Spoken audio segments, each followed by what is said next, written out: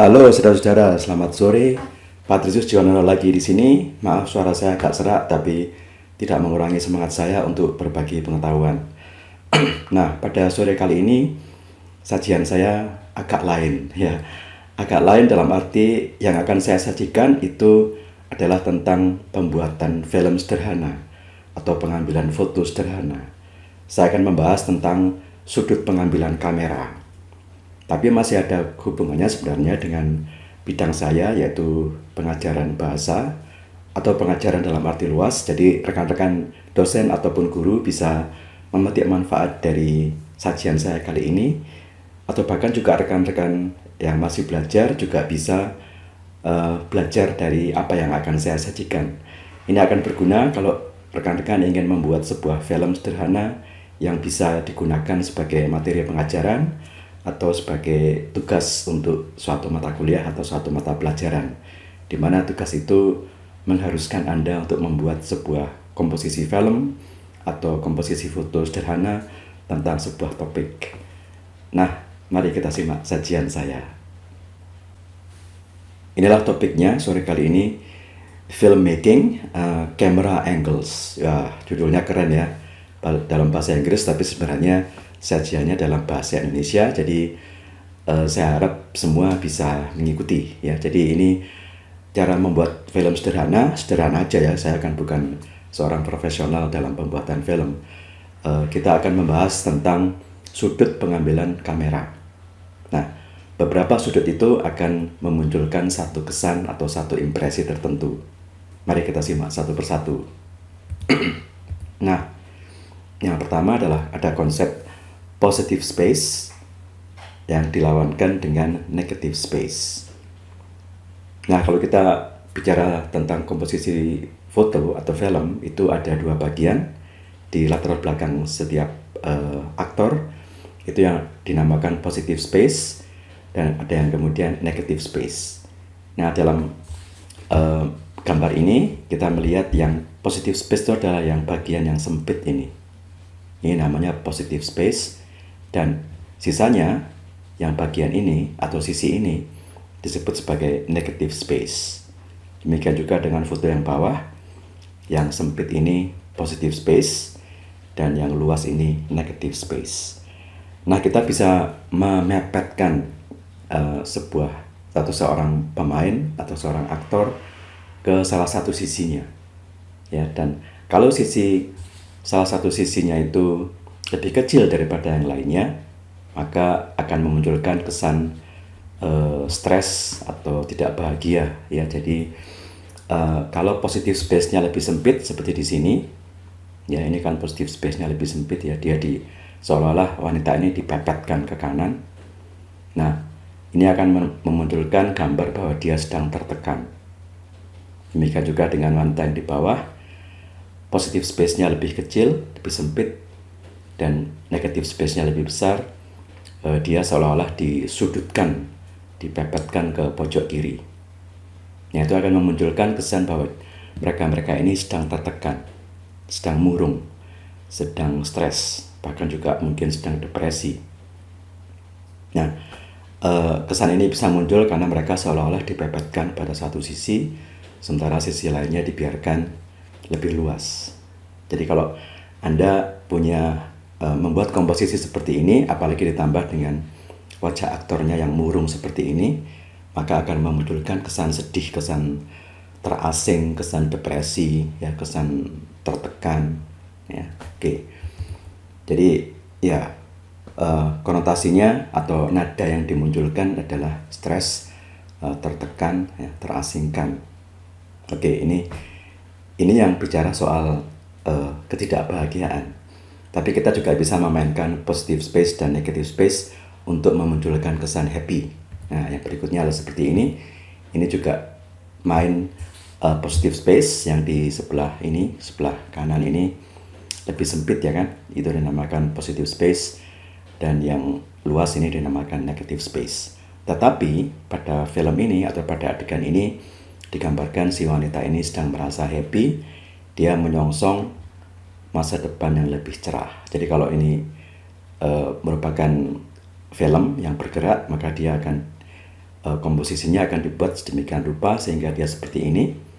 Dia seolah-olah meninggalkan yang sempit menuju ke yang lebih luas dengan mimik muka yang lebih ceria. Ini pakai senyum ya kan, jadi dia happy. Ya, oke. Jadi tetap positive space-nya lebih sempit daripada negative space, tapi ekspresinya ceria. Jadi kalau Anda bikin komposisi film itu biarkan seperti ini, ya biarkan seperti ini. Yang sini lebih besar, lebih luas daripada yang di belakangnya.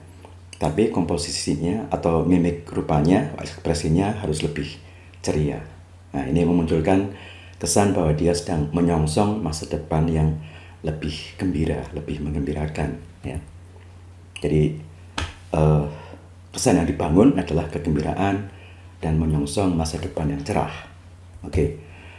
Berikutnya, nah ini ngapain dua tentara ini ya? Ini tentara Jerman ya pada Perang Dunia Kedua.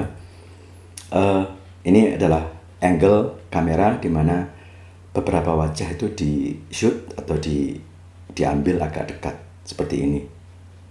Ya, dan umumnya beberapa orang, mungkin di satu meja atau mungkin di satu deretan gitu ya. Nah, ini akan memunculkan emosi manusia di dalam kelompoknya.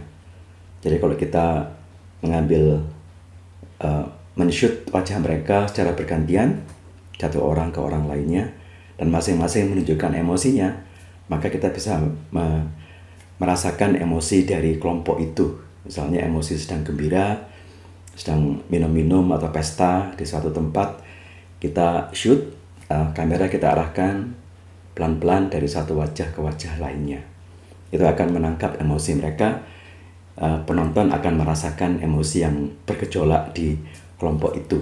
Ya, jadi bahkan dia bisa memunculkan empati. Kita bisa merasakan apa emosi yang sedang mereka rasakan. Nah, di sini sengaja saya berpasang gambar tentara Jerman yang pada Perang Dunia Kedua tentunya dikenal dengan kebrutalannya. Tapi begitu ditampilkan secara kelompok seperti ini dengan ekspresi wajah masing-masing, itu kita seperti punya empati.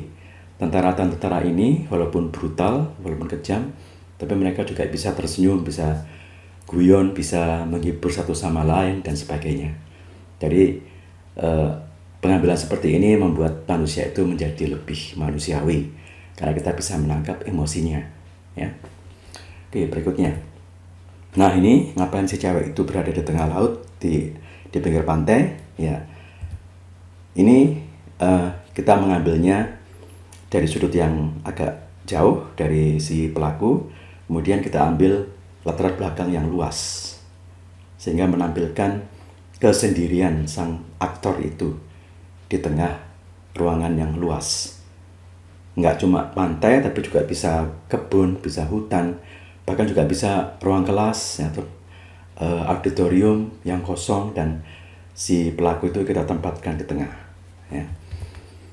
Ini dia akan berada di sendirian di tengah di sebuah ruangan yang luas, bisa aula, bisa kelas, bisa lapangan, ya, tapi dia taruh di tengah dan dia sendirian.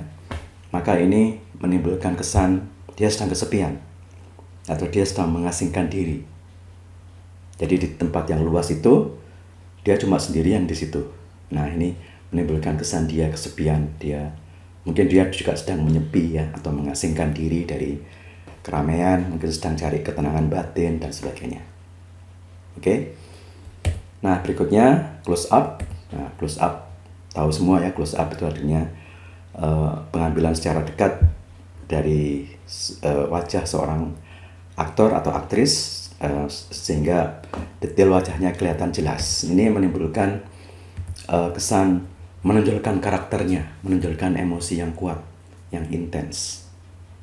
Nah, ini bisa kita pakai ketika kita ingin menekankan seorang pemain atau seorang aktor sedang mengungkapkan emosinya lewat ekspresi wajahnya. Kita bisa mengambilnya, kita bisa mencerminkannya lewat close up. Ya. Oke, jadi jangan segan bermain-main dengan kamera Anda. Jangan semuanya diambil dari sudut netral ya. Kadang-kadang Anda harus memainkan emosi itu dengan menampilkan close up dari salah seorang aktor atau salah seorang pemain di situ ya, untuk menampilkan emosinya. Nah, ini apa lagi? Nah, ini adalah dari sudut yang low, dari sudut yang rendah. Nah, seolah-olah kamera itu melihat ke atas di mana para aktor itu berdiri. Nah, ini menimbulkan kesan powerful, punya power, punya karisma, bahkan juga keangkuhan, arrogance, ya, arrogance, keangkuhan. Kalau kita lihat di sini, orang-orang ini seperti punya power, ya, mereka mungkin kehadirannya mengancam, ya. Kemudian orang di sini dia berada di tengah, sementara yang lainnya dalam posisi lebih rendah duduk. Dia ini digambarkan sebagai seorang pemimpin yang berpengaruh, yang punya power terhadap bawahan-bawahannya. Ya, jadi komposisinya adalah aktor utamanya di tengah, kemudian sudut pengambilannya rendah, dikelilingi beberapa orang dalam posisi yang rendah, yang lebih rendah. Mereka bisa duduk atau mungkin bisa bersila di lantai. Ya, pokoknya mereka harus lebih rendah daripada si aktor yang digambarkan punya power atau punya kuasa atau punya dominasi, ya, atau bahkan punya keangkuhan, ya. Oke, ini menimbulkan kesan si aktor itu punya pengaruh, punya kuasa, punya karisma, arogansi tertentu, bahkan juga dominasi. Oke. Nah, sekarang sebaliknya, high angle. Jadi kameranya seolah-olah berada di atas kepala para pemain. Ini apa pula ini? Nah, ini menimbulkan kesan si pemain itu rapuh, ya. Mereka pasrah menunggu nasib, seperti seolah-olah menunggu semacam bencana dari atas, gitu ya. Atau mungkin juga mengesankan mereka sedang dalam pengawasan yang ketat oleh sebuah mesin atau seorang diktator yang mereka sedang diawasi secara ketat. Itu bisa kita tampilkan kalau sudut kameranya itu di atas kepala mereka dan mereka seolah-olah mendongak ke arah kamera yang di atas mereka. Jadi mereka diposisikan sebagai inferior, sebagai pemain-pemain atau manusia-manusia yang lebih rendah. Ini namanya high angle. Nah, ini serem ya gambarnya, ya, memang karena ini diambil dengan half lit. Half lit itu artinya sebagian saja yang diterangi. Jadi laki-laki ini cuma sebagian dari wajahnya diterangi, sisanya agak gelap. Ya. Kita bisa menampilkan ini kalau kita ingin menampilkan kesan misteri, seorang yang misterius atau seorang yang mencuatkan ancaman tersembunyi, atau seseorang yang sedang merencanakan sesuatu yang buruk, sesuatu yang jahat. Ya, jadi ini bisa kita tampilkan pula di dalam komposisi film kita, half lit face namanya. Ya, tentunya Anda memerlukan peralatan seperti lampu supaya bisa main cahaya seperti itu. Ya. Oke, nah ini apa pula? Namanya Dutch angle. Jadi close up tapi agak miring, ya. Agak miring sudutnya, ini menimbulkan kesan terdisorientasi, ya. Kemudian juga menimbulkan emosi tertentu, bahkan juga mungkin ada keganjilan atau keanehan yang sedang dirasakan. Nah, kita bisa menimbulkannya dengan menggunakan Dutch angle. Dutch angle artinya sudutnya tidak lagi simetris tapi miring kayak gini, seperti itu. Ya, itu perkenalkan ya, Tom Cruise di film Mission Impossible yang pertama. Oke. Nah, itu tips singkat dari saya tentang bagaimana memainkan angle kamera untuk menimbulkan berbagai kesan. Silahkan diikuti, silahkan dipraktekkan, terutama kalau Anda punya tugas membuat film sederhana atau membuat komposisi foto sederhana untuk tugas-tugas kuliah. Nggak cuma dari jurusan DKV atau mungkin perfilman atau apapun, tapi ini zaman digital seperti ini, kita bisa memainkannya untuk berbagai tugas di mata kuliah dari bidang yang lain. Ya, kenapa tidak? Oke, semoga bermanfaat. Sampai jumpa di episode mendatang.